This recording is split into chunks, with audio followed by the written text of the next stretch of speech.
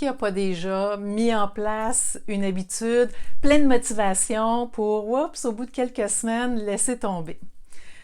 Qu'est-ce qu'on peut faire pour éviter cet écueil-là, cette baisse de motivation-là, puis maintenir des habitudes dans le temps? Un des éléments essentiels, c'est la satisfaction.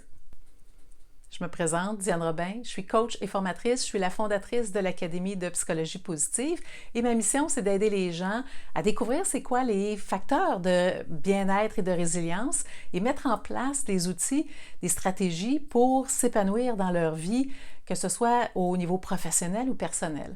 Quand on s'épanouit individuellement, on contribue à la société qui, dans son ensemble, elle aussi va s'épanouir. Pourquoi nos mauvaises habitudes sont aussi irrésistibles? C'est qu'elles nous procurent dans l'immédiateté une récompense. Manger une barre de chocolat, ça m'apporte aujourd'hui, au moment où je la mange, de la satisfaction, alors que les désavantages vont se faire sentir plus tard. Et c'est l'inverse avec nos bonnes habitudes, souvent.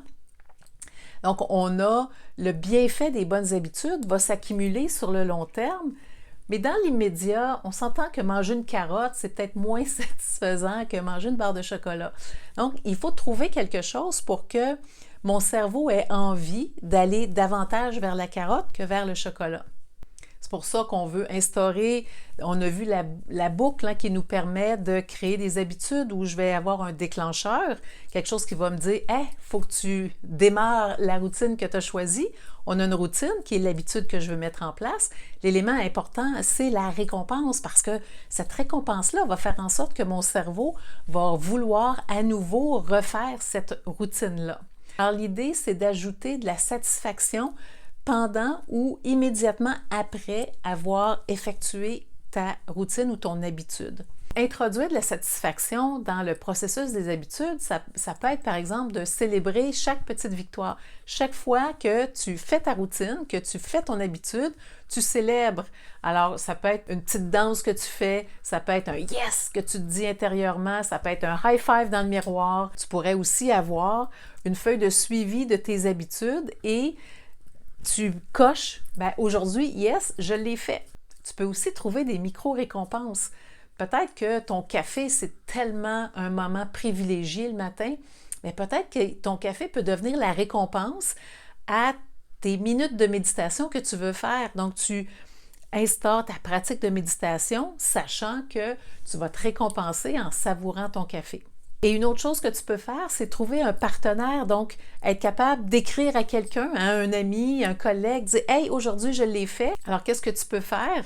Bien, déjà, définis c'est quoi la micro-habitude que tu veux mettre en place et détermine quelle va être ta micro-récompense, quel va être l'élément qui va t'apporter de la satisfaction à chaque moment où tu vas faire cette habitude-là.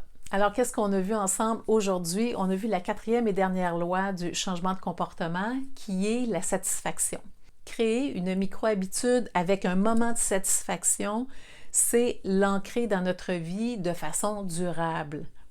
Célébrer chaque petit pas, être capable de suivre nos progrès, être capable de s'offrir des moments de récompense, ça va nourrir ta motivation à persévérer. Créer une habitude, ça ne devrait pas être une corvée. Ça devrait plutôt être une occasion de ressentir de la fierté et du plaisir. Alors, comment, aujourd'hui, tu peux rendre une de tes habitudes satisfaisante?